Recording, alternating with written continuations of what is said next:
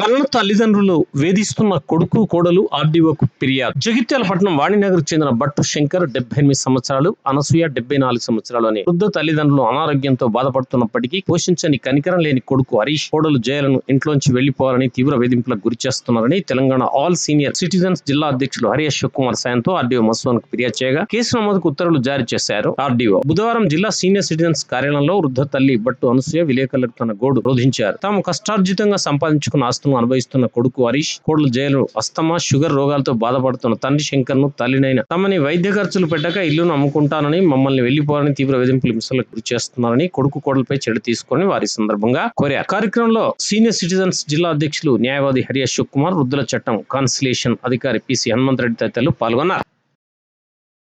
వాణినగర్ మాది సార్. వాణినగరు మా కొడుకు బొంబాయిలో ఉండింటివి. బొంబాయిలో రూమ్లో ఒక దగ్గర ఉన్నాము. ఆడ కొట్టుడు తిట్టుడు ఇట్లా బాగా గొడవ పెట్టాడు. ఆడ కూడా టౌన్లో పెట్టా కానీ అట్లనే భయం లేకుంటున్నాడు.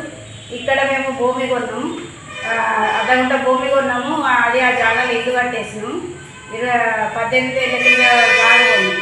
తర్వాత 2 సంవత్సరం కింద ఇల్లు కొన్నాం. ఇల్లు కట్టినాక అందులో ఉన్నాము. ఉంటే మమ్మల్ని వెళ్ళగొడుతుంది. నా పేరు మీద ఉంది, మీరు వెళ్ళిపోవాలి అంటుండు. బాసన్లు బట్టలన్నీ బయట పడేసిండు. బాగా గొడవ చేస్తుండు. అడిగాను, నేను టౌన్ కూడా పోయినా సార్. పోతే ఆడ కూడా వాళ్ళు ఎక్షన్ తీసుకున్నారు. బయట కూర్చోబెట్టారు, లోపల కూర్చోబెట్టారు. కొంచెంసేపు మళ్ళీ తోలేసేసి మమ్మల్ని సామాన్ అంతా లోపల పెట్టుకొని ఉండమని చెప్పారు. ఉన్నాక ఇప్పుడేమంటుండు, మేము ఇల్లు అమ్మేస్తామంటారు సార్. మేము ఎక్కడ పోడు ఇట్లా చేస్తుండే. ఆడుకుంటున్నర భూమి కొన్నాము, అది కూడా అమ్మేసుకున్నాడు. కొడుకు బొంబాయిలో ఇల్లు కొనిచ్చినాము, ఆయన సొంతం అందులో ఉన్నాడు. ఇప్పుడు పోయి ఆ ఇంట్లో ఇక ఇద్దరిని వెళ్ళిపోమంటుండు. మా భర్తకేమో అస్తమా ఉన్నది, నాకేమో నడు నొప్పులు కాళ్ళ నొప్పులతో నేను పని చేయలేను. ఇప్పుడు ఇక డబ్బులు ఇస్తలేడు, మమ్మల్ని చూస్తలేడు, మాకు అన్నం పెడతలేడు. వెళ్ళిపోమని అంటారు, పిచ్చే పడుకొని బతుకమంటుండు, మట్టి గుప్పి బతుకమంటుండు సార్. వీళ్ళ భర్త శంకర్, వీళ్ళ భర్త కూడా అనారోగ్యంతో బాధపడుతున్నాడు. వీళ్ళు ఇచ్చిన సొంత ఇల్లు కట్టించారు.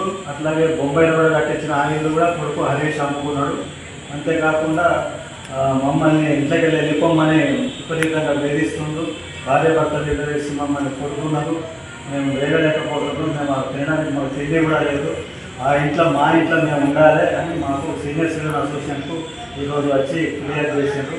ఆ ఫిర్యాదు మేరకు మేము మా అసోసియేషన్ ద్వారా పిటిషన్ రాసి ఆర్డీఓ గారికి సమర్పిస్తున్నాం.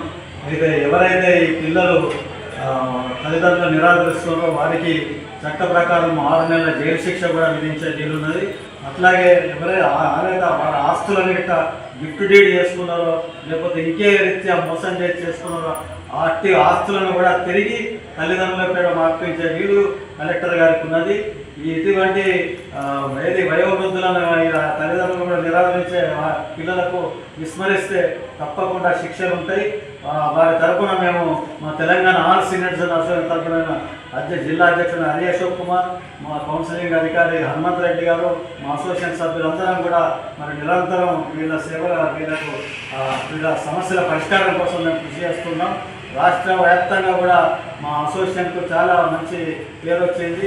మేము దాదాపు ఈ సంవత్సరంలోనే ఒక 460 కేసులను మేము పరిష్కరించగలిగినాం. ఇంకా ప్రతిరోజు ఇలాంటి బాధితులు వస్తూనే ఉన్నారు. ఇలాంటి బాధితులకు గౌరవ జిల్లా కలెక్టర్ సత్యప్రసాద్ గారి ఆధ్వర్యంలో మన జగిత్యాల ఆర్డీఓ మన మసూదన్ గారు కూడా తమ న్యాయం చేస్తున్నారు. ఈ విషయంలో కూడా పిటిషన్ ఇవ్వడం జరిగింది ఆర్డీఓ గారికి. వయోవృద్ధుల సంరక్షణ చట్టం ప్రకారం భట్టు హరీష్కు తగు శిక్ష కూడా కేసు నమోదు చేసారు. అట్లాగే ఈమె త్వరలో ఈరోజు ఎస్పీకి కూడా ఫిర్యాదు చేస్తానని వెళ్తున్నారు.